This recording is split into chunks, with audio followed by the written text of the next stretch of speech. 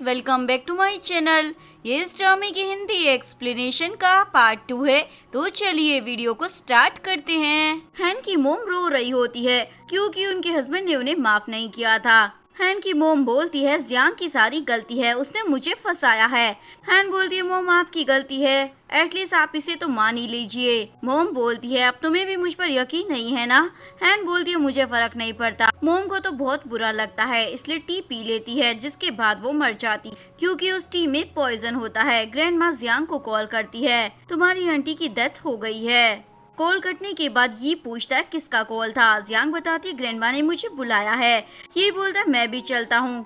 Jiang बोलती है कोई जरूरत नहीं है, तुम यहीं पर काम करो। जियांग ग्रैंडमा से मिलने आती है। ग्रैंडमा तो बहुत ज्यादा दुखी थी, मेरी वजह से तुम्हारी आंटी ने ये कदम उठाया होगा। जियांग बोलती है ग्रैंडमा आप खुद को ब्लेम ना करे। तभी हैन बोलती है तुम यहाँ क्या करने आई हो, तुम्हारी वजह से आज मेरी मोम जिंदा नहीं है। लेकिन जियांग तो उसे इग्नोर कर घर से जाने लगती है। हैन उसका हाथ पकड़कर रोक लेती है, तुम्हें क्या लगता है इतनी आसानी से बच जाओगी। ग्रैंडमा हैन को जियांग का हाथ छोड़ने को बोलती है, जब वो नहीं मानती तो उसे एक चाटा लगा देती है। ग्रैंडमा जियांग को बोलती है मुझे तुम पर पूरा यकीन है, तुम्हें किसी से भी डरने की जरूरत नहीं, मैं तुम्हारे साथ हूँ। जियांग जैसे ही बाहर आती है हैन उसे रोकती है। ग्रैंडमा को तुम पर यकीन है पर मुझे तुम पर जरा भी यकीन नहीं है।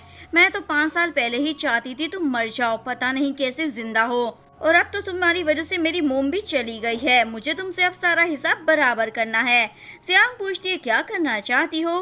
हैन अपने बंदे को ऑर्डर दे देती है। वो जियांग को पकड़कर कार में बिठाने वाले थे पर तभी ये का बॉडीगार्ड आकर उसे रोक लेता है और बाकी के गार्ड हैन के बंदों को धो डालते हैं। यही बोलते हैं सॉरी मुझे आने में लेट हो गया। जियांग बोलती है तुम एकदम टाइम पर आए हो। घर पर आने के बाद जियांग उससे पूछती है तुमने ही पार्टी वाले दिन मेरी आंटी का वीडियो रिलीज किया था ना। जियांग हाँ बोल देता है, पर क्या तुम इस वजह से अब मुझसे गुस्सा होगी। जियांग बोलती है नहीं तो, इवन वो तो उससे इम्प्रेस हो गई थी, यानी उसके प्यार में पड़ चुकी थी।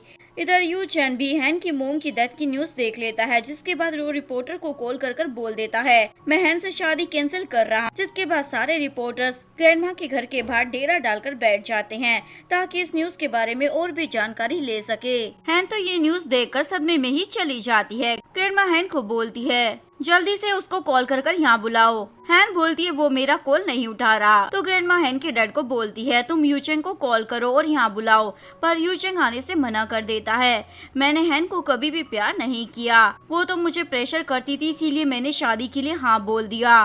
और अंकल मैंने आपका कॉल इसलिए पिक किया है क्योंकि मेरे डैड आपके बेस्ट फ्रेंड है, तो मैं वो रिश्ता खराब नहीं करना चाहता। ये सुनकर हैन को तो गुस्सा आ जाता है और उस पर चिल्लाती है। चिल्लाने के बाद रोने लग जाती है। ऑफिस में ये जियांग से अपनी फुल सेवा करवा रहा होता है। मेरे लिए कॉफी लेकर आओ बिना दूध और शक्कर की। जियांग कॉफी लेकर आ जाती है। इतनी कड़वी कैसे पीता है, ये पूछता है क्या कहा तुमने। जियांग बोलती है कुछ भी तो नहीं कहा। ये बोलता कुछ तो कहा है। जियांग बोलती है कहा ना कुछ नहीं कहा, लेकिन ये तो उसे किस कर देता है।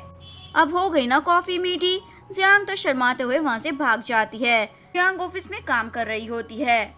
सभी को जाने के बाद जियांग को एक बच्चे का वीडियो कॉल आता है। शाओपी बोलता है मॉम मैं आपको बहुत ज्यादा मिस कर रहा हूँ और अभी तक आपने मेरे डैड को भी नहीं ढूंढा, क्या मैं जेम्स अंकल को ही अपना डैड बना लूं। जियांग बोलती है जेम्स मेरा फ्रेंड है। तभी जेम्स आ जाता है और जियांग से बातें करने लग जाता है। जियांग उसे शाओपी का अच्छे से ध्यान रखने को बोल देती है। कॉल कटते ही ये वहाँ जाता है। जियांग को लगता है शायद इसने कुछ सुन लिया है, इसलिए पूछ ही लेती है क्या तुमने कुछ सुना है। ये बोलता है क्या मुझे कुछ सुनना चाहिए था।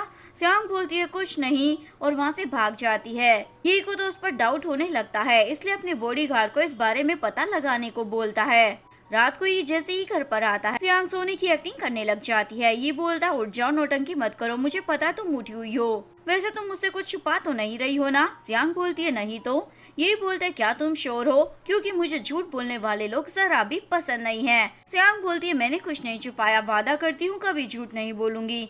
नेक्स्ट मॉर्निंग जियांग जब जागती है तो उसे ई का प्यारा सा एक मैसेज मिलता है, जिसे देखकर उसका दिल बाग बाग हो जाता है। इधर हैन यूचेंग के भाई लू से हेल्प मांगती है, प्लीज अपने भाई को मना लो ना, वो मुझसे शादी कर ले। पर लू बोलता है मैं तुम्हारी कोई हेल्प नहीं कर सकता, अब तुम जबरदस्ती मेरे भाई के साथ शादी तो कर नहीं सकती हो ना। रात में जियांग डिनर बनाने के बाद ये को मैसेज भेजती है, जल्दी से घर आ जाओ, मैंने तुम्हारे लिए डिनर तैयार कर रखा है जान। लेकिन ये उसे रिप्लाई करता है मैं काम में बिजी हूँ। इसलिए नहीं आ पाऊंगा। जियांग होके बोल देती है। तभी उसे जेम्स का कॉल आता है। शाओ भी तुमसे मिलना चाहता था, इसीलिए मैं उसे लेकर आ गया हूँ। तुम इस लोकेशन पर पहुँच जाओ। जियांग अपने बेटे शाओबू से मिलने के लिए होटल में आ रही थी, लेकिन होटल के बाहर ही उसे यी का कॉल आता है। तुम कहाँ हो और क्या कर रही हो?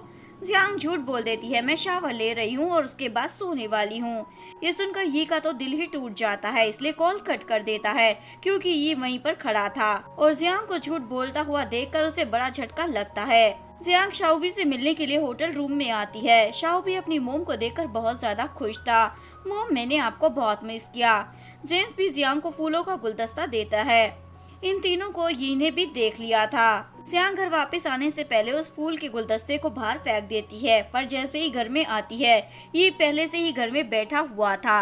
जियांग पूछती है, तुम इतनी जल्दी घर कैसे आ गए? ये बोलता, तुम तो कह रही थी शावर लेने के बाद सोगी, तो क्या होटल में सोने के लिए गई थी? जियांग बोलती है, क्या बोल रहे हो, मुझे कुछ भी समझ नहीं आ रहा है। ये बोलता, अच्छी एक्टिंग कर लेती हो पर भूलो मत तुम मेरी वाइफ हो, फूल किसी और को बनाना। जियांग बोलती है, भूल तो तुम गए हो, मैं तुम्हारी कॉन्ट्रैक्टेड वाइफ हूँ, तुम्हारा मुझ पर कोई हक नहीं है। ये बोलता, तुम मेरी कॉन्ट्रैक्टेड वाइफ हो, इसका मतलब ये नहीं कि होटल में दूसरों से मिलने जाओगी।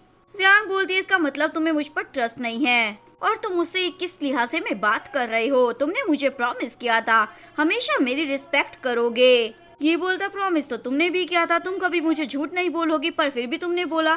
जियांग बोलती है, मैंने कौन सा झूठ बोला? ये पूछता, होटल में किससे मिलने गई थी ये बताओ। जियांग कुछ नहीं बताती तो ये गुस्सा होकर चला जाता है। नेक्स्ट डे जियांग शाओबी और जेम्स के साथ टाइम स्पेंड करने के लिए आ जाती है। जेम्स पूछता है, क्या तुम्हें शाओबी के डैड का पता चला? एक्चुअली में जेम्स उसे लाइक करता था, अपने प्यार का इजहार करने वाला था, लेकिन उससे पहले जियांग बोल देती है, थैंक्स इतने सालों तक मेरा और शाओबी का ध्यान रखने के लिए, पर अब मैंने शादी कर ली है और तुम अपने लिए कोई एक अच्छी सी लड़की ढूंढ लो। जेम्स का तो दिल ही टूट जाता है। जेम्स और जियांग को शाओबी कहीं भी दिखाई नहीं देता तो दोनों ढूंढने चले जाते हैं। इधर शाओबी ये के बॉडीगार्ड से टकरा जाता है। सॉरी अंकल, मैंने जानकर नहीं किया। ये बोलता है, कोई बात नहीं, जाकर खेलो। हैन शाओबी को अकेला देखकर बोलती है, मैं तुम्हारी मोम की फ्रेंड हूँ, वैसे तुम्हें आइसक्रीम खाना तो पसंद होगा ना, चलो बाहर चलते हैं। शाओबी बोलता है, मोम ने मना किया है, स्ट्रेंजर से कुछ भी नहीं लेना चाहिए, और वहाँ से भागकर वापस बॉडीगार्ड के पास आ जाता है। बॉडीगार्ड पूछता है, यहाँ क्यों आए हो, तुम्हारी मोम कहाँ है? तभी हैन वहाँ आ जाती है। सॉरी, ये बच्चा कुछ ज्यादा ही शरारती है। बॉडीगार्ड पूछता है, क्या तुम इसकी मोम हो? हैन बोलती है, नहीं, ये मेरी बेस्ट फ्रेंड का बेटा है, उसने मुझे संभालने के लिए दिया है। शाओबी बोलता है, झूठ मत बोलो आंटी। हैन उसे डांटने लग जाती है, क्या तुम्हें तमीज नहीं बड़ों से बात करने की? ये बोलता, अगर ये तुम्हारी फ्रेंड का बेटा है तो तुम्हें इसकी मोम का नाम भी पता होगा। हैन बोलती है, वो मैं तुम्हें बताना जरूरी नहीं समझती। शाओबी बोलता है, अंकल ये आंटी एक नंबर की झूठी है, मेरी मोम इसे नहीं जानती। ये सुनकर ये पुलिस को कॉल करने वाला था, इसलिए हैन वहाँ से भाग जाती है। नेक्स्ट सीन में शाओबी यी के साथ खेल रहा होता है, तभी जेम्स आ जाता है, तुम यहाँ पर खेल रहे हो और तुम्हारी मोम तुम्हें हर जगह ढूंढ रही है। जेम्स जियांग को भी कॉल कर वहाँ बुला लेता है, तुम्हारा बेटा मुझे मिल गया है। शाओबी बोलता है, डैड इस हैंडसम अंकल ने मुझे एक बैड आंटी से बचाया है। जेम्स बोलता है, थैंक्स मेरे बेटे की हेल्प करने के लिए। तभी जियांग वहाँ आ जाती है और यी को देखे बिना ही अपने बेटे से पूछती है, क्या तुम ठीक हो? शाओबी बोलता है, मॉम इन अंकल ने मुझे बचा लिया था। जियांग यी को देखकर शॉक हो जाती है। नेक्स्ट सीन में जियांग यी को बता देती है, शाओबी मेरा बेटा है। ये पूछता है, इसका फादर कौन है? जियांग बोलती है, मुझे नहीं पता।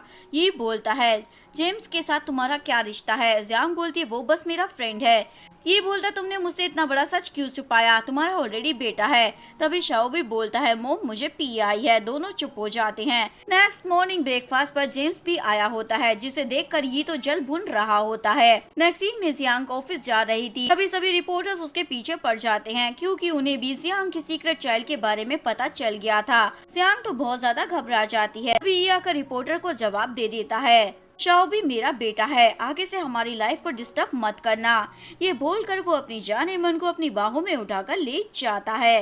हैन को तो ये देखकर गुस्सा आता है, ये इतनी लकी है, हमेशा बच जाती है। जियांग पूछती है, तुम्हें कैसे पता चला शाओबी तुम्हारा बेटा है? ये उसे वही कॉइन दिखाता है जो जियांग ने फर्स्ट नाइट स्टैंड करने के बाद उसे दिया था, यानी ये को पहले से ही पता था वो उसका बेटा है। जियांग तो हंसने लग जाती है। यहीं पर इस कहानी का डी एंड हो जाता है। अगर आपको वीडियो अच्छी लगी हो तो प्लीज वीडियो को लाइक करें, चैनल को सब्सक्राइब करें, न्यू अपडेट्स के लिए बेल आइकन का बटन प्रेस करें। मिलते हैं नेक्स्ट वीडियो के साथ, तब तक के लिए सारंगी, बाय बाय।